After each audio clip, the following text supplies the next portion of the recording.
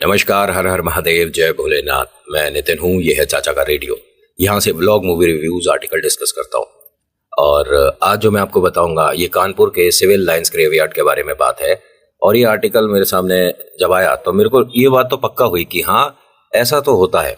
बहुत सारी ऐसी जगह है जहाँ से हम निकले हैं। जब मैं कानपुर गया था तो मैं इस जगह से भी निकला हूँ, लेकिन कुछ डरावना महसूस नहीं हुआ, या ये कह सकते हैं कि तब उस जगह के बारे में पता नहीं था तो हमने ध्यान नहीं दिया। होता है अक्सर, हम लोग बहुत बार ऐसी हॉन्टेड प्लेसेस से होकर आ जाते हैं जिसके बारे में जब आर्टिकल पढ़ते हैं तो मन में एक अजीब सी सरसराहट होती है कि क्या वास्तव में वहां पर प्रेत था। खैर, जो मेरे सामने आर्टिकल है इसे ध्यान से सुनिएगा। कहा जाता है कि कानपुर के बहुत सारी डरावनी जगहों में एक ग्रेवयार्ड ये भी आता है। एक वो है जो कि जिन्नात वाला है, सुना होगा आपने, उसको भी बताऊंगा, कवर करूंगा कि रातों रात जिन्नात ने मस्जिद बना दी थी। खैर, ये वाला बताता हूं पहले कि सिविल लाइंस ग्रेवयार्ड कानपुर, इसके बारे में तीन चीजें आती हैं सामने। पहला कि लोगों ने यहाँ देर रात कुछ अजीब सी आवाजें महसूस करी हैं जो कि अक्सर आती रहती हैं। दूसरा, इसके सामने आने पर अक्सर गाड़ी, स्कूटर, बाइक जो भी है उसमें कोई समस्या आती है। और तीसरा कि इस ग्रेवयार्ड के गेट से अगर आप लगकर अंदर की तरफ देखते हैं, ठीक है, तो आपको कुछ ना कुछ लोगों का मतलब आना जाना वहां दिखेगा कि कुछ लोग अंदर हैं और टहल रहे हैं। ग्रेवयार्ड है, कोई पार्क थोड़ी ना है जो वहां पर लोग टहलेंगे। लेकिन ये आर्टिकल अभी फिलहाल सभी की नज़र में कैसे आता जा रहा है, हो सकता है कि और भी जगह आपको इसके बारे में पता पड़े कि जो कानपुर का सिविल लाइन एरिया है जहाँ पर ये वाला ग्रेवयार्ड है, इसमें ये तीन नाम सामने आ रहे हैं। पहला है आलोक, दूसरा है जावेद और तीसरा है निधि। ये तीनों नाम सामने आ रहे हैं। ये तीन लोग अक्सर इस जगह पर लिफ्ट मांगते मिले हैं और जिनके माध्यम से ये आर्टिकल अब दोबारा से चर्चा में आ रहा है, इसका नाम है प्रदीप। प्रदीप का ये कहना है कि मैं देर रात अपनी वाइफ को एक डॉक्टर के पास से दिखाकर ला रहा था। 6 साल बाद इनकी ज़िंदगी में खुशी आ रही थी। ये गर्भवती थी और बस चेकअप से पता चला ही था, यानी अब शुरुआत हो रही है एक अच्छे समय की। जब ये लौट रहे थे तो ग्रेवयार्ड से 10-15 कदम की दूरी पर इनकी गाड़ी खराब होती है। उतर कर देखते हैं तो चारों तरफ से टायर तो बिल्कुल ठीक है, इंजन वगैरह देखा वो भी ठीक है। अब हमको देखिए, जो नहीं जानता गाड़ी के या इंजन के बारे में, वो बस बोनट को खोल कर देख सकता है कि कोई तार वगैरह तो नहीं हिल गई, इसके अलावा क्या ही देख पाएंगे। और इस वक्त रात के 11:30 के आसपास का समय था। रोड ये ठीक ठाक चलती हुई है, लेकिन रात की वजह से थोड़ा थोड़ा ट्रैफिक कम हो चुका था। इनका ये कहना है कि आज उस सड़क पर मानो सबको मना कर दिया था कि कोई नहीं निकलेगा, सिर्फ यहाँ से मेरी गाड़ी निकलेगी।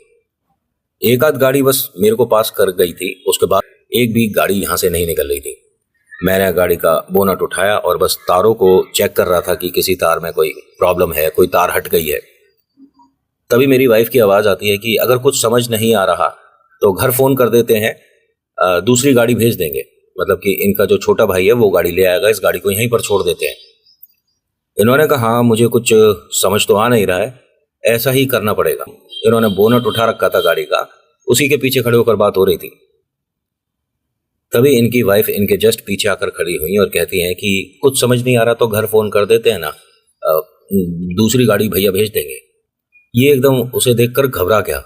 उसने पूछा कि क्या हो गया, आप मुझे देखकर डरे क्यों? कह रहे, एक ही चीज तुम 2 बार बोल रही हो और अभी तुम गाड़ी में थी, गाड़ी से उतरी कब, गाड़ी का दरवाजा कब खुला, मुझे कुछ आवाज क्यों नहीं आई? उसने कहा नहीं, मैंने तो अभी बोला है। नहीं, आप एक काम करो, गाड़ी में बैठ जाओ, मैं घर फोन कर देता हूँ। वो गाड़ी में जाकर बैठी। उसने दोबारा ये बात बोली कि एक काम करिए ना, जब गाड़ी स्टार्ट नहीं हो रही और कुछ समझ नहीं आ रहा तो घर फोन कर देते हैं और घर से दूसरी गाड़ी भैया ले आएंगे। इसने बोनट से हल्का सा साइड होकर झांक कर देखा तो इनकी वाइफ आगे बैठी हुई नहीं है। अब एकदम घबरा गए, गाड़ी में चारों तरफ देखते हैं, इनकी वाइफ यहाँ कहीं भी नहीं थी। उनका नाम लेते हुए चिल्ला चिल्ला कर उन्हें आवाज दे रहे थे। तो देखते क्या है कि वो जो ग्रेवयार्ड है उसके सामने खड़ी है और जो ढलान है, मतलब अंदर जाने का जो रास्ता है, उसकी तरफ धीरे धीरे चल रही थी। इसने आवाज दी तेजी से अपनी वाइफ को और कहा कि वहीं रुक जाओ 1 मिनट। अब वो सुन नहीं रही थी इनकी बात। ये कह सकता हूं कि उन तक आवाज जा नहीं रही थी। ये भागकर उनके पास पहुंचते हैं, उनका हाथ पकड़ते हैं, झिंझोड़ते हैं और पूछते हैं कि क्या हो गया, यहाँ क्यों आई? तो वो एकदम घबरा गई देखकर कि मैं यहाँ कहाँ से आ गई और आप ऐसी जगह मुझे क्यों लेकर आए हो। आपको पता है ना कि मैं प्रेग्नेंट हूँ और कहा जाता है कि ऐसी जगह पर मुक्ति द्वार जो होते हैं हमें नहीं जाना चाहिए। उसने कहा कि हमारे साथ कोई ना गड़बड़ हो रही है, कोई ये समझने वाली बात नहीं है। तुम एक ही बात को 3-3 बार रिपीट कर रही हो और तुम यहाँ कब आ गई, कैसे आ गई, मुझे समझ नहीं आया।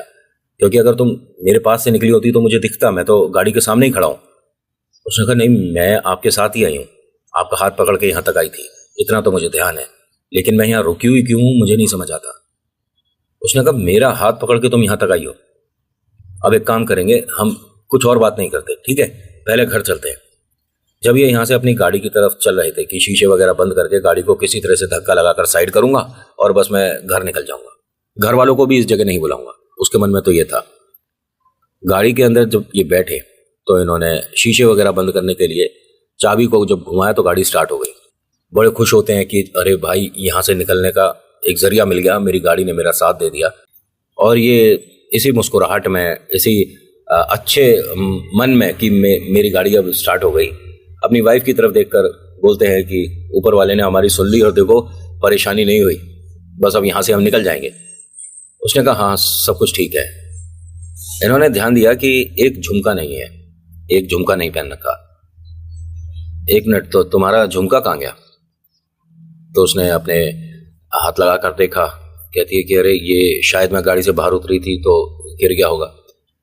अब देखिए, अगर वैसे ही बाजार से खरीद कर पहन लिए हो तो कभी कभी उसे इग्नोर कर दिया जाता है, लेकिन ये गोल्ड के हैं, काफ़ी भारी हैं, तो एक बार कोई भी हो, पैसे वाला हो, मिडिल क्लास हो या मिडिल से भी नीचे हो, ठीक है, वो अपनी खोई चीज़ को ढूंढता तो है।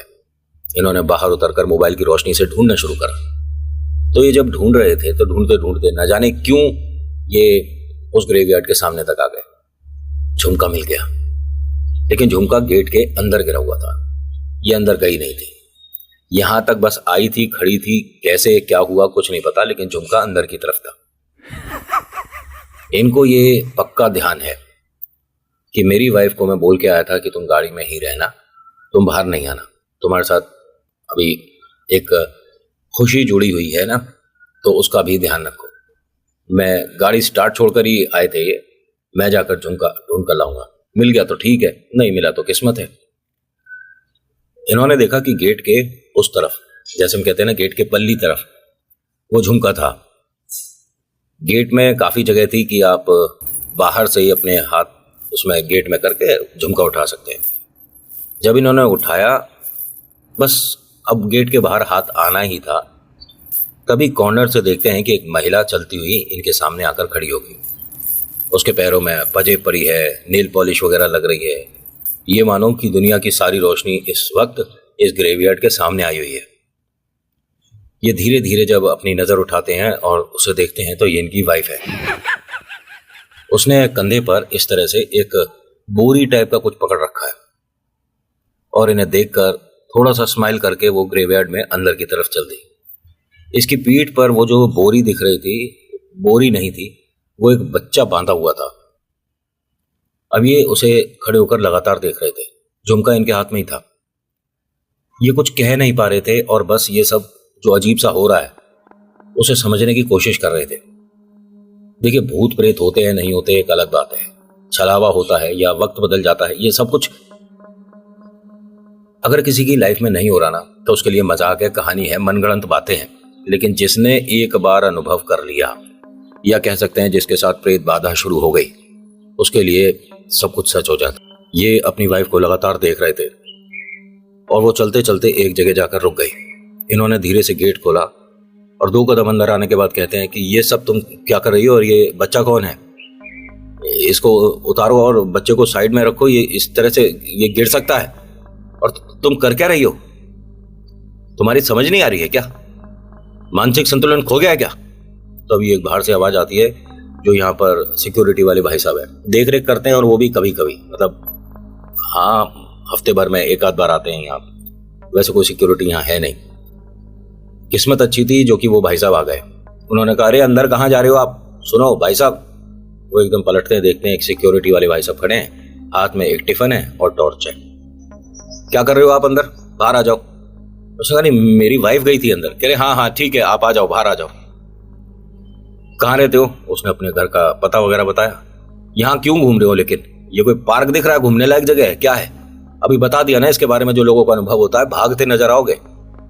मैं खुद अंदर नहीं रुकता हूं, मैं भी बाहर ही बैठता हूं। अंदर कहाँ जा रहे थे? उसने बताया कि ऐसे ऐसे मेरी वाइफ है, उसके कंधे पर एक बच्चा था। एकदम इस आदमी ने खाना नीचे रखा और हाथ जोड़ दिया कि भाई साहब उसके पीछे मत जाओ। पहली बात वो तुम्हारी पत्नी नहीं है, ठीक है। दूसरी बात वो बच्चा नहीं है, वो कूड़ा होगा। उसको ध्यान से देखा तुमने? उसने कहा नहीं मैंने बच्चा देखा है, वो हिल रहा है बच्चा और करीब 7-8 महीने का बच्चा है।